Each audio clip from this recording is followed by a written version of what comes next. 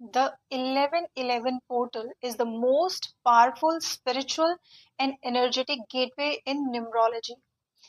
11 नवंबर का दिन एक कॉस्मिक रीसेट बटन की तरह होता है, जहां आप अपने पुराने पैटर्न्स छोड़कर नई एनर्जी और इंटेंशंस के साथ लाइफ में आगे बढ़ सकते हैं।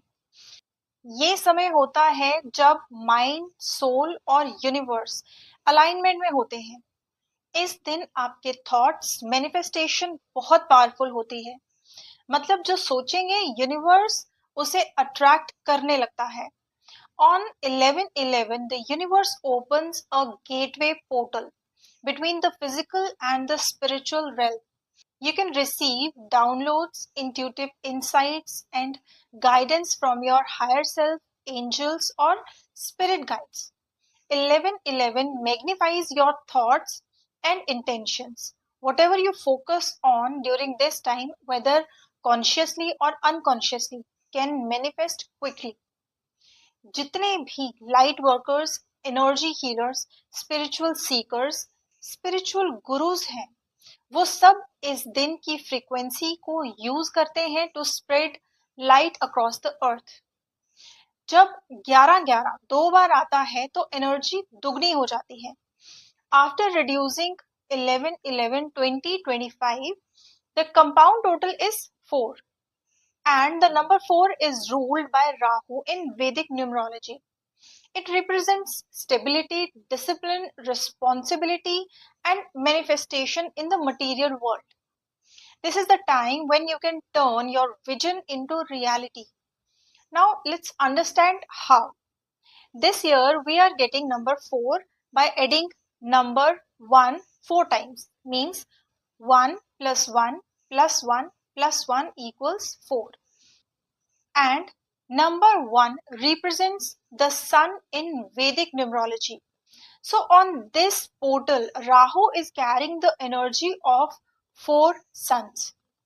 और आने वाला साल 2026 भी सन की एनर्जी लेकर आ रहा है।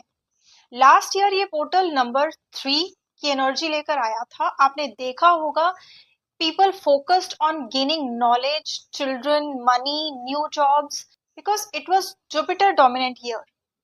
So in coming year, Sun will encourage you to do something new, and Rahu will give you all the materialistic gains. So this portal blends spiritual awakening with practical grounding.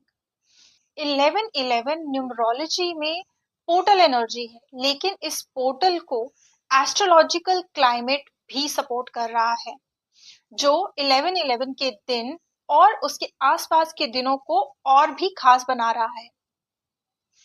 Jupiter यानी देवगुरु बृहस्पति 11 नवंबर से retrograde हो रहे हैं अपने exalted sign cancer में। देवगुरु Brihaspati expansion के कारक ग्रह हैं, लेकिन क्योंकि जुपिटर इस दिन वक्री हो रहे हैं तो विस्तार तो होगा, लेकिन बाहर मुखी नहीं, अंतर्मुखी।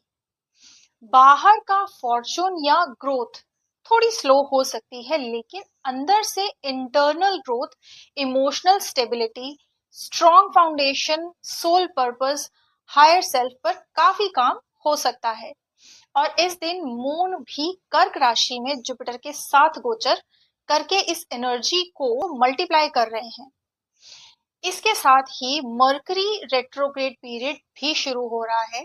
10 नवंबर से मर्करी रेट्रोग्रेड हो रहे हैं ट्रांसफॉर्मेशन के साइन स्कॉर्पियो में। तो ये पोर्टल आपको खुद को अंदर से ट्रांसफॉर्म करने में हेल्प कर सकता है। मर्करी रेट्रोग्रेड का मतलब है कम्युनिकेशन, ट्रैवल, डिसीजन मेकिंग में थोड़ा कॉशन लेना। नए कॉन्ट्रैक्ट्स या एग्रीमेंट्स शुरू करने से पहले थोड़ी सोच विचार लाभदायक होगी। कम्युनिकेशन या डिसीजन मेकिंग में एक्स्ट्रा लेयर ऑफ क्लैरिटी लाएं। मर्करी रेट्रोग्रेड है तो दोबारा सोच विचार और रिपीट चेक बेहतर है। न्यूमरोलॉजी कह रही है set clear intentions, high frequency thoughts, mind को पॉजिटिव सोच विचार की तरफ केंद्रित करें, पुराने पैटर्न्स या लिमिटिंग बिलीव्स को रिलीज करें। एस्ट्रोलॉजी कह रही है अब अंदर का काम करें, फाउंडेशन स्ट्रॉन्ग करें, और अपनी हायर सेल्फ से जुड़ें। So in short, we all need to do inner work with clear intentions on this day, be it Tratak Kriya, meditation, sadhana, mantra jap, manifestation, or anything. Stay tuned for more. Namaste Shivaya.